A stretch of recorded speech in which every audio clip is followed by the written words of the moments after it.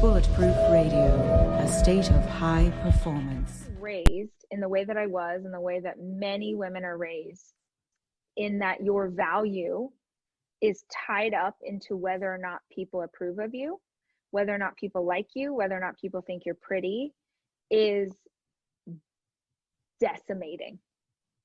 Any guy who's been codependent has a meaningful amount of that. I was codependent earlier in life because you're responsible, you're responsible for other person's happiness. It's all about you or whatever feelings they have. So then, you're always trying to please people. And yeah, that's a toxic place. But the difference with men and women there is there's more of the physical side in our culture for women. You have to look a certain way. You can be a 300-pound computer hacker. Right.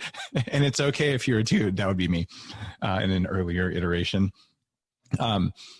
But you still can have the same mindset, but it's just less physical. And I think knowing how much time a lot of women spend in the bathroom and getting ready in the morning, oh my God, that's a big burden.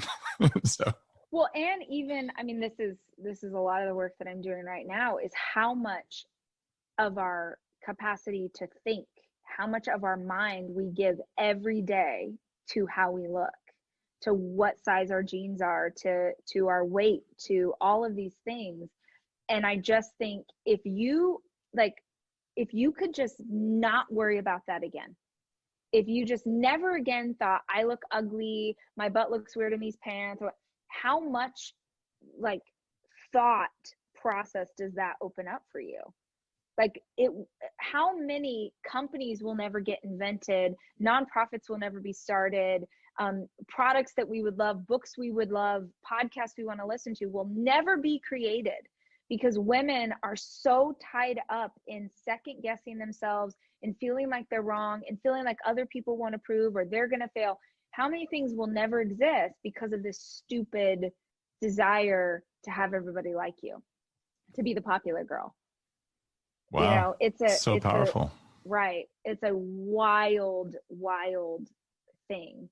And I think that society has tried a lot in the last, decade to have conversations about what this looks like. But to me, we're still not quite getting that piece right. We're still not talking about it in the right way.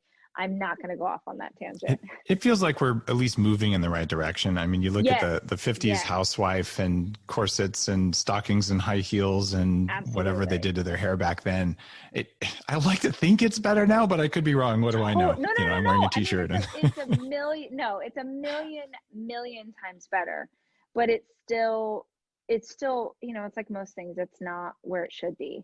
Yeah. And I think it's still this, there's this weird thing that this is my soapbox. This is my drum. I'm going to beat on it forever. It's funny to talk to you about this because of all the work you've done in the health space. But for me, I want to approach health about how we feel, not how we look.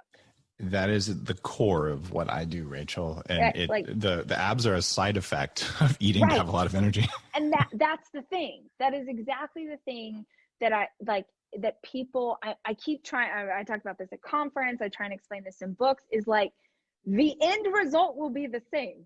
Yeah. You will just pursue it from a place of love and excitement about your body and seeing what it's capable of and challenging yourself instead of a place of shame, instead of a place of hating yourself, instead of a place I truly, all I care about in the world, I'm going to say this to you, and you're like the exact person to talk to about this. My biggest focus in life is all to live in such a way that my brain can operate at the highest level. There you go. We can be good friends. That's it. That's all that matters.